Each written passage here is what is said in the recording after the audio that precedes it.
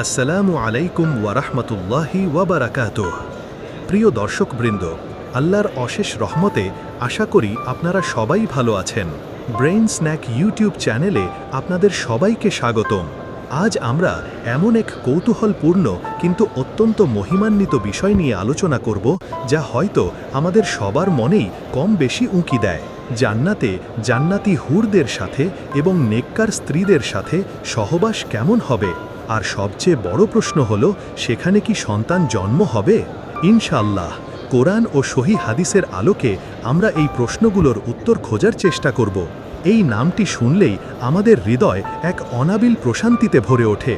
জান্নাত এমন এক স্থান যেখানে মানুষ তার কল্পনারও অতীত সুখ, শান্তি এবং আনন্দ লাভ করবে। এটি আল্লাহ তাআলার পক্ষ থেকে মুমিন বান্দাদের জন্য পুরস্কারের স্থান। দুনিয়ার সব দুঃখ, কষ্ট, ক্লান্তি, বার্ধক্য, অসুস্থতা, ঘৃণা সব কিছু থেকে জান্নাত হবে সম্পূর্ণ মুক্ত। জান্নাতের প্রতিটি নিয়ামত হবে নিখুঁত এবং অপুরন্ত। সেখানে কোনো কিছুরই অভাব থাকবে না, কোনো কিছুতেই বিরক্তি আসবে না। জান্নাতীদেরকে আল্লাহ তাআলা এমন এক বিশেষ রূপ দেবেন যেখানে কোনো দুর্বলতা থাকবে না। তারা চিরকাল তরুণ ও যৌবনের পূর্ণতায় থাকবেন। যেমন হাদিসে এসেছে, জান্নাতীদের বয়স হবে ৩৩ বছর বয়সী যুবকের মতো। তাদের দেহ হবে নিষ্পাপ, রোগমুক্ত এবং পূর্ণাঙ্গ সৌন্দর্যে ভরপুর। জান্নাতে সহবাস ও দাম্পত্য জীবন কেমন হবে? আসুন আমাদের প্রথম প্রশ্নের উত্তরে যাই। জান্নাতি হুরদের সাথে সহবাস কেমন হবে? ১. অফুরন্ত শক্তি ও চিরন্তন যৌবন। দুনিয়াতে সহবাসের পর ক্লান্তি আসে, অবসাদ আসে, কিন্তু জান্নাতে ক্লান্তি, অবসাদ বা দুর্বলতার কোনো স্থান নেই। জান্নাতি পুরুষরা পাবেন অফুরন্ত শক্তি ও চিরন্তন যৌবন। আল্লাহ তাআলা তাদের মধ্যে এত শক্তি দেবেন যে তারা শত শত বছর ধরে ভোগ করলেও সামান্যতম ক্লান্তি অনুভব করবেন না। প্রতিটি মিলন হবে নতুন এক অভিজ্ঞতা, যেখানে ক্লান্তি নেই, বিরক্তি নেই এবং প্রতিটি মুহূর্তে আনন্দ বৃদ্ধি পাবে। ২. হুর এবং নেককার দুনিয়াবী স্ত্রীরা। জান্নাতি পুরুষদের জন্য থাকবে অপার্থিব রূপবতী হুরগণ। কোরআনে তাদের সৌন্দর্যের বর্ণনা এসেছে, তারা যেন প্রবাল ও পদ্মরাগ। সূরা আর রহমান ৫৩-৫৮, অর্থাৎ তারা এত সুন্দর হবেন যেন তাদের শরীরের ভেতরে থাকা অস্থিমজ্জাও দেখা যাবে। তাদের চোখ হবে বড়, কালো এবং আকর্ষণীয়, হুরুল আইন। তবে শুধু হুর নয়, দুনিয়ার নেককার স্ত্রীরাও জান্নাতে তাদের স্বামীর সাথে একত্রিত হবেন।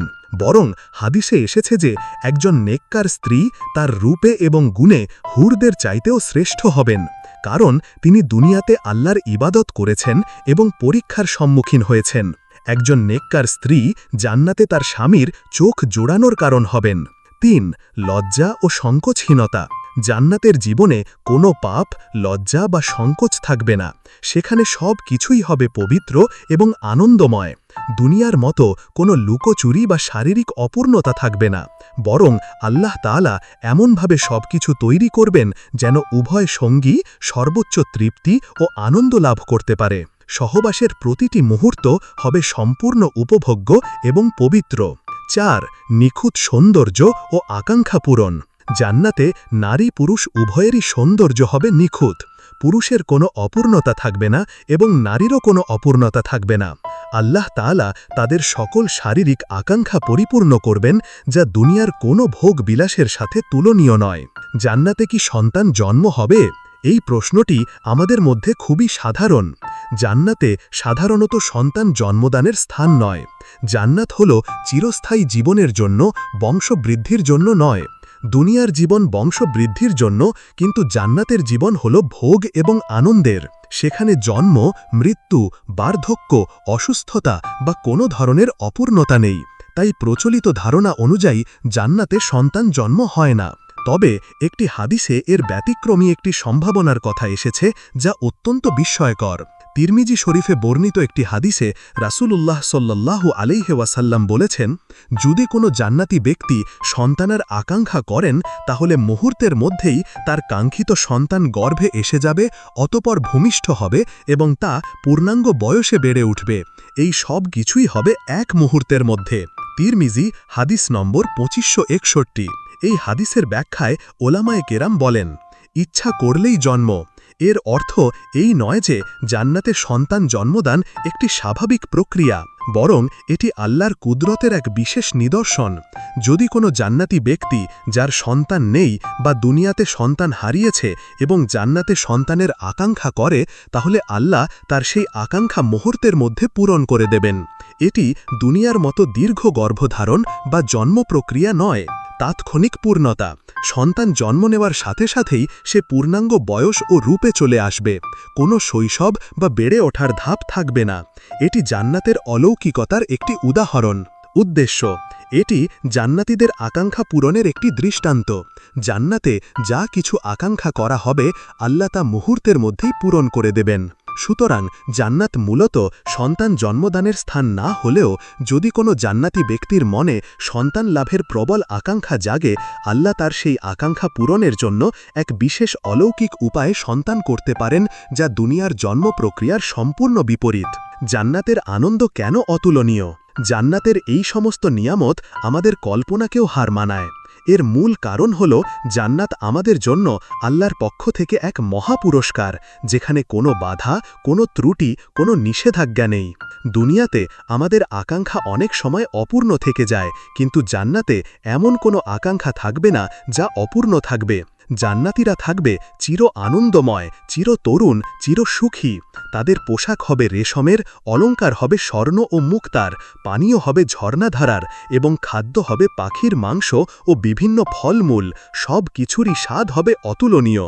আর সবচেয়ে বড় নিয়ামত হল তারা সেখানে মহান আল্লাহ তাআলার দিদার লাভ করবেন। প্রিয় দর্শকবৃন্দ, জান্নাতের এই চমৎকার বর্ণনাগুলো আমাদের অন্তরকে নেক আমলের প্রতি আরও অনুপ্রেরিত করে। এই জান্নাত লাভের জন্য আমাদের কি করা উচিত?